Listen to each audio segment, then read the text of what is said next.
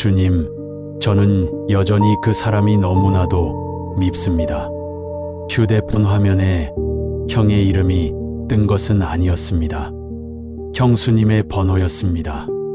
40년 가까이 연락 한 번 없던 번호가 저녁 밥상 위에서 울리고 있었습니다. 식은 된장국 옆에 놓인 휴대폰이 자꾸만 떨렸습니다. 저는 한참을 바라보기만 했습니다. 받지 않으려 했습니다. 그런데 이상하게도 손끝이 떨렸습니다. 전화를 받자 형수님은 한참을 울기만 했습니다. 그리고 겨우 이렇게 말했습니다. 형님이 많이 안 좋아요. 그런데 자꾸 동생 이름만 불러요. 한 번만 와주면 안 될까요?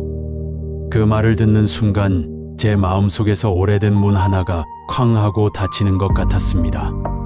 아니, 어쩌면 이미 오래전에 닫힌 문이 다시 흔들린 것인지도 모릅니다. 저는 차갑게 말했습니다. 이제 와서요. 평생 남처럼 살았는데 이제 와서 저를 왜 찾습니까? 전화를 끊고 나서 저는 거실에 혼자 앉아 있었습니다. 벽시계 소리만 크게 들렸습니다. 주님께 기도한다고 무릎을 꿇었지만 기도는 되지 않았습니다. 입에서는 기도가 아니라 원망이 나왔습니다. 하나님, 왜 하필 지금입니까? 제가 겨우 잊고 살만한데 왜 또 그 사람을 제 앞에 세우십니까? 그날 밤 저는 알았습니다. 제가 평생 미워한 것은 형만이 아니었습니다. 그 미움에 묶인 제 마음도, 그 마음을 붙들고 계신 하나님도 저는 오래도록 피하고 있었습니다. 저와 형은 2살 차이였습니다. 형 이름은 영철이었습니다. 어릴 때부터 형은 집안의 기둥이라는 말을 들었습니다. 아버지는 늘 형에게만 기대를 거셨습니다. 밥상머리에서도 영철이는 장남이니까 다르다는 말을 하셨고, 저는 그 말을 들을 때마다 숟가락을 조용히 내려놓곤 했습니다. 형이 잘못해도 아버지는 장남이라 부담이 많아서 그렇다고 하셨고, 제가 조금만 서운한 표정을 지으면 남자가 속이 좁다고 하셨습니다. 그 말들이 어린 제 마음에 작은 모처럼 박혔습니다. 처음에는 아팠고 나중에는 굳었습니다. 어머니는 늘 중간에서 저를 달래셨습니다. 동시가, 내 형도 속으로는 너를 생각한다. 하지만 저는 그 말을 믿지 않았습니다. 형은 제게 다정한 적이 별로 없었습니다. 제가 새 운동화를 신고 학교에 가던 날, 형은 아무렇지 않게 제 신발을 신고 나갔습니다. 제가 화를 내자 형은 웃으며 말했습니다. 동생 것이 형 것이지 뭘 그러냐. 그 한마디가 저는 싫었습니다. 늘 제 것은 형의 것이 되었고 형의 것은 형의 것이었습니다. 세월이 흘러 우리는 각자 가정을 이루었습니다. 저는 작은 철물점을 하며 살았고 형은 고향 집 근처에서 농사를 지었습니다. 아버지가 돌아가신 뒤 남은 땅 문제로 형제 사이가 완전히 갈라졌습니다. 형은 장남이니 자신이 부모님을 모셨다고 했고, 저는 나도 매달 생활비를 보탰고 병원비도 냈다고 했습니다. 그날 고향집 마루에서 우리는 처음으로 큰 소리를 냈습니다. 마당 한쪽에는 어머니가 심어두신 봉숭아가 피어 있었고, 방 안에는 아직 아버지의 낡은 지팡이가 기대어 있었습니다. 그런데 우리는 그 집에서 부모님 이야기가 아니라 돈 이야기를 하고 있었습니다. 형이 말했습니다. 너는 늘 계산이 밝았지. 부모님한테도 그랬냐? 그 말을 듣는 순간 저는 무너졌습니다. 제가 얼마나 부모님을 생각했는지 밤마다 철물점 셔터를 내리고 병원으로 달려갔던 일을 형은 모르는 것 같았습니다. 아니, 알면서도 그렇게 말하는 것 같았습니다. 저도 모진 말을 했습니다. 형은 평생 정남 대접만 받고 살았잖아. 이제 와서 뭘 더 가져가려고 그래? 그날 이후 우리는 연락을 끊었습니다. 어머니 장례식에서조차 서로 눈을 마주치지 않았습니다. 조문객들이 돌아간 새벽 빈 장례식장 의자에 앉아 있었지만 우리는 서로 다른 벽을 바라보았습니다. 어머니 영정 앞에서도 우리는 형제가 아니었습니다. 사람들은 시간이 약이라고 했습니다. 그러나 어떤 시간은 약이 아니라 딱딱한 껍질이 되기도 합니다. 저는 형을 잊은 줄 알았습니다. 하지만 명절 아침마다 빈 전화기 화면을 보면 마음이 서늘했습니다. 누군가 형님은 잘 계시냐고 물으면 웃으며 말했습니다. 모릅니다. 남처럼 삽니다. 그 말을 할 때마다 제 안에서 무언가 조금씩 무너지고 있었습니다. 저는 형을 미워하지 않기 위해 오히려 더 열심히 살았습니다. 새벽마다 가게 문을 열고 목과 나사 상자를 정리하고 손님들에게 웃으며 인사했습니다. 교회에서는 안내 봉사를 했습니다. 주일 아침이면 깨끗한 와이셔츠를 입고 예배당 문 앞에 섰습니다. 성도님들이 들어오면 저는 환하게 웃었습니다. 어서 오세요. 평안하셨습니까? 그런데 정작 제 마음에는 평안이 없었습니다. 예배당 안에서 찬송이 울려도 목사님이 용서에 대해 말씀하시는 날이면 제 귀는 조용히 닫혔습니다. 서로 용서하십시오. 그 말이 들릴 때마다 저는 마음속으로 대답했습니다. 목사님은 우리 형을 몰라서 그래요. 기도 시간에도 마찬가지였습니다. 저는 자녀를 위해 기도했고 아내의 건강을 위해 기도했고 가게를 위해 기도했습니다. 그런데 형을 위해서는 기도하지 않았습니다. 형의 이름을 입에 올리면 제 속에서 뜨거운 것이 올라왔습니다. 한 번은 아내가 조심스럽게 말했습니다. 여보, 그래도 살아있을 때 한 번은 연락해보는 게 어때요? 저는 밥상을 밀치듯 일어났습니다. 당신이 뭘 안다고 그래. 그 사람은 형이 아니야. 아내는 더 말하지 않았습니다. 싱크대 앞에 서서 물소리를 크게 틀었습니다.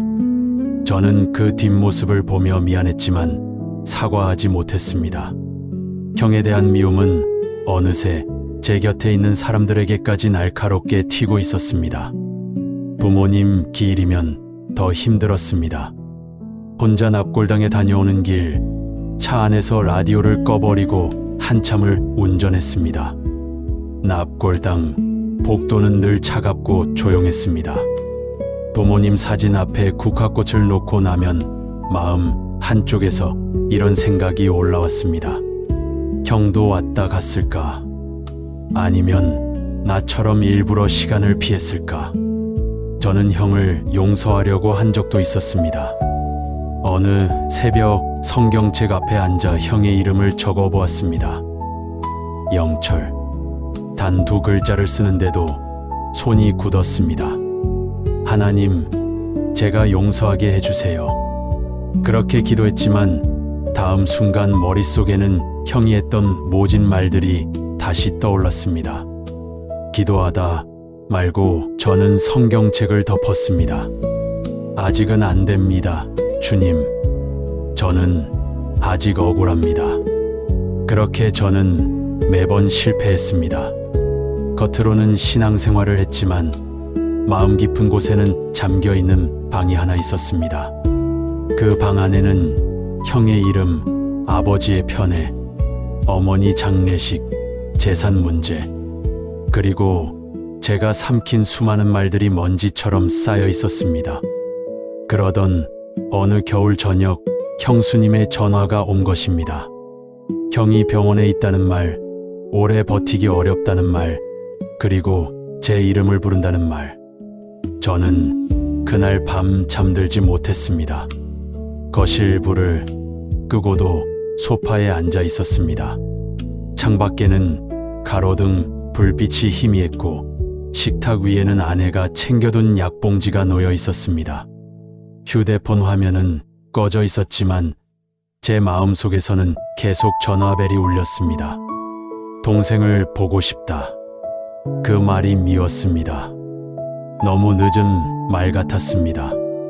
그러나 이상하게도 그 말이 제 마음을 계속 두드렸습니다. 새벽 4시쯤 되었을 때 저는 조용히 일어나 작은 방으로 들어갔습니다.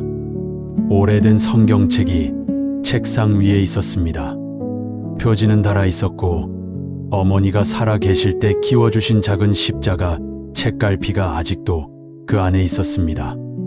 저는 아무 곳이나 펼쳤습니다. 그런데 눈에 들어온 말씀이 있었습니다. 서로 용납하여 피차 용서하되 주께서 너희를 용서하신 것 같이 너희도 그리하고. 저는 그 문장 앞에서 한참을 움직이지 못했습니다. 이상하게도 그날은 말씀이 저를 꾸짖는 것처럼 들리지 않았습니다. 오히려 하나님이 아주 조용히 물으시는 것 같았습니다. 동시가 그 미움을 붙들고 사느라 얼마나 힘들었니? 그 순간 눈물이 났습니다. 저는 형이 불쌍해서 운 것이 아니었습니다. 제 자신이 불쌍해서 울었습니다. 평생 형을 벌주고 있다고 생각했는데 사실은 제가 그 감옥 안에 함께 갇혀 있었습니다. 형이 없는 자리에서도 저는 형과 싸우고 있었습니다. 형이 말하지 않아도 저는 형의 목소리를 듣고 있었습니다. 저는 처음으로 이렇게 기도했습니다. 주님, 저는 형을 용서할 힘이 없습니다. 솔직히 아직도 밉습니다. 그런데 이 미움이 저를 너무 오래 붙들고 있습니다. 주님, 제가 옳고 그른 것을 다 판단하려 하지 않게 해주세요. 오늘 병원에 갈 수 있는 마음만 주세요. 아침이 밝아올 때까지 저는 성경책 앞에 앉아 있었습니다.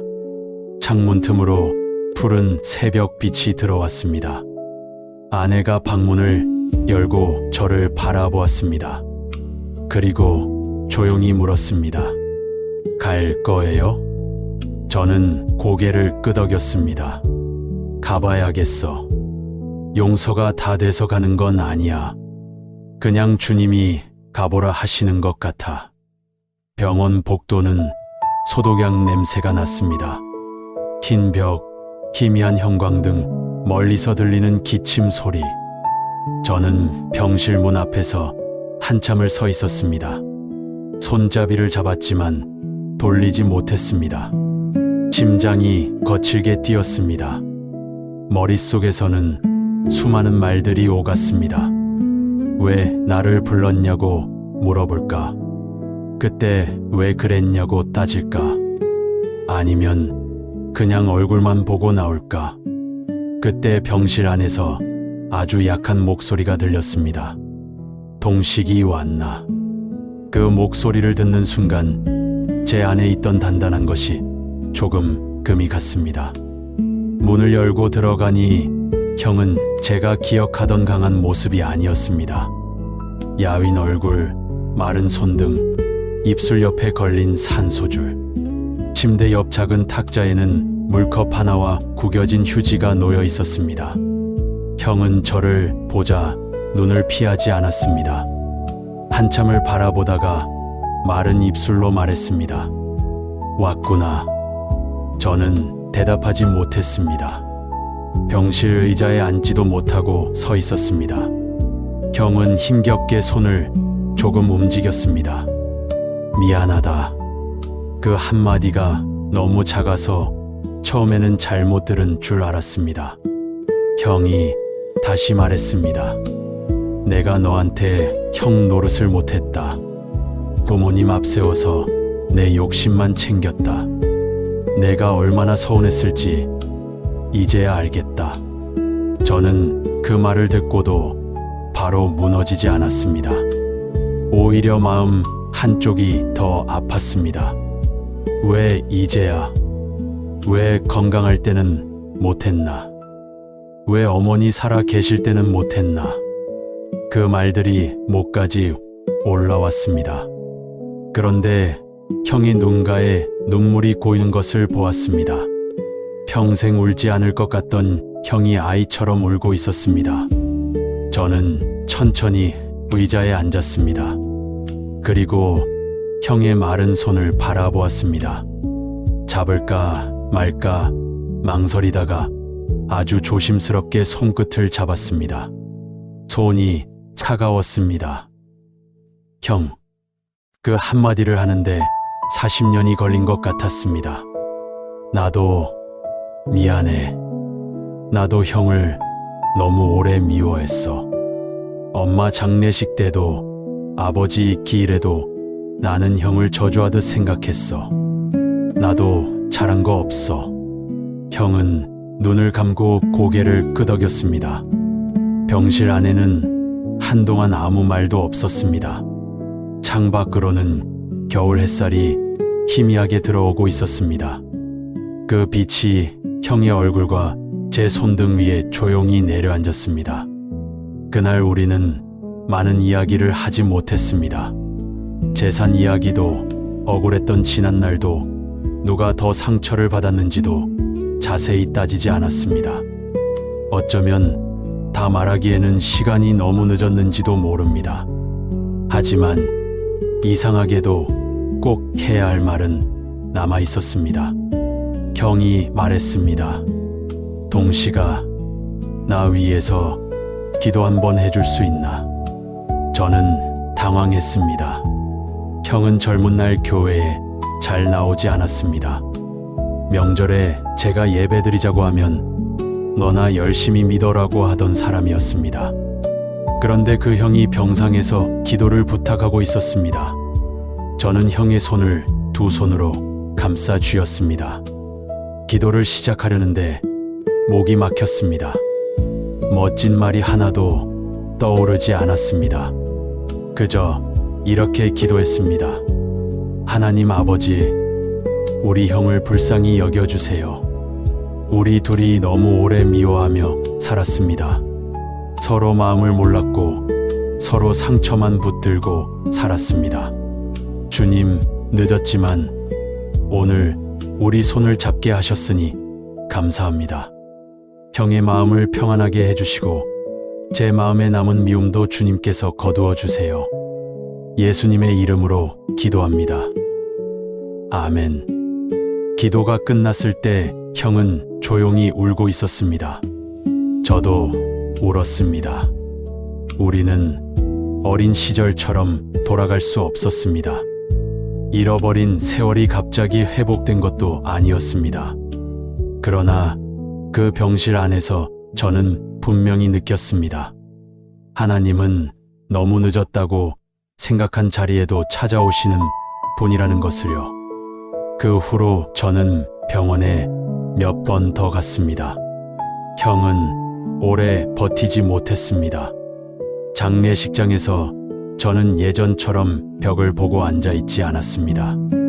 형의 영정 앞에 서서 조용히 말했습니다. 형, 이제 주님 품에서 쉬어. 이상하게도 마음이 완전히 가벼워진 것은 아니었습니다.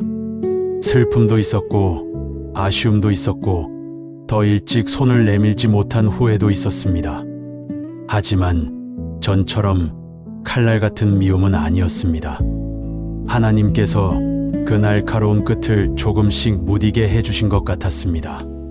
사랑하는 성도님, 혹시 여러분 마음에도 오래 닫아둔 이름 하나가 있습니까? 형제일 수도 있고, 자매일 수도 있고, 자녀일 수도 있고, 부모님일 수도 있습니다. 생각만 해도 가슴이 답답해지고, 기도하려 해도 입술이 굳어지는 이름 말입니다. 용서는 쉬운 말이 아닙니다. 용서는 상처가 없었다고 말하는 것도 아니고 상대가 한 일을 모두 괜찮다고 덮는 것도 아닙니다. 때로는 안전한 거리와 지혜로운 분별이 필요합니다. 그러나 하나님 앞에서 미움을 내려놓는 일은 상대를 자유롭게 하기 전에 먼저 내 영혼을 숨 쉬게 하는 은혜일 수 있습니다. 오늘 당장 전화하지 못해도 괜찮습니다. 아직 만날 용기가 없어도 주님은 아십니다. 다만 이렇게 기도해 보십시오. 주님, 제 마음이 아직 닫혀 있습니다. 그러나 주님이 원하시면 조금씩 열어주세요. 그 기도가 시작입니다. 하나님은 우리의 무너진 관계 위에도 조용히 새벽빛을 비추십니다. 되돌릴 수 없는 세월 앞에서 우리를 책망만 하지 않으시고 남아있는 하루를 은혜로 살게 하십니다. 그러니 너무 늦었다고만 말하지 마십시오. 아직 기도할 수 있다면, 아직 주님께 맡길 수 있다면 은혜의 문은 닫히지 않았습니다. 하나님 아버지, 제 마음속에 오래 묶여있는 미움과 원망을 주님 앞에 내려놓습니다. 말로는 괜찮다고 했지만 사실은 아직도 아픈 이름들이 있습니다. 떠올리기만 해도 눈물이 나고 억울함이 올라오고 다시는 보고 싶지 않다고 생각했던 사람도 있습니다. 주님, 저를 정죄하지 마시고 불쌍히 여겨주세요. 용서할 힘이 제게 없음을 고백합니다. 그러나 주님께서 먼저 저를 용서하셨으니 저도 주님의 손을 붙들고 한 걸음만 나아가게 해주세요. 오래된 가족의 상처를 만져주시고 형제와 자매 사이에 굳어진 마음을 녹여주세요. 이미 세상을 떠난 사람을 향한 후회와 미움도 주님께 맡깁니다. 살아있는 동안 해야 할 말이 있다면 용기를 주시고 만나야 할 사람이 있다면 지혜를 주세요. 주님, 우리 가정에 평안을 허락해 주세요. 늦었다고 생각한 자리에도 찾아오시는 하나님을 믿습니다. 우리의 남은 날이 원망이 아니라 기도로 채워지게 해주세요. 예수님의 이름으로 기도드립니다. 아멘. 사랑하는 성도님, 오늘 마음에 떠오르는 가족의 이름이 있으신가요? 아직 용서가 어렵다면 그 마음 그대로 주님께 올려드려도 괜찮습니다. 댓글에 기도가 필요합니다라고 남겨주시면 이 영상을 보는 믿음의 가족들이 함께 마음을 모아 기도하겠습니다. 그리고 누군가를 위해 기도해주고 싶은 분들은 함께 기도하겠습니다라고 남겨주세요. 우리의 작은 댓글 하나가 누군가에게는 외로운 밤을 견디는 위로가 될 수 있습니다.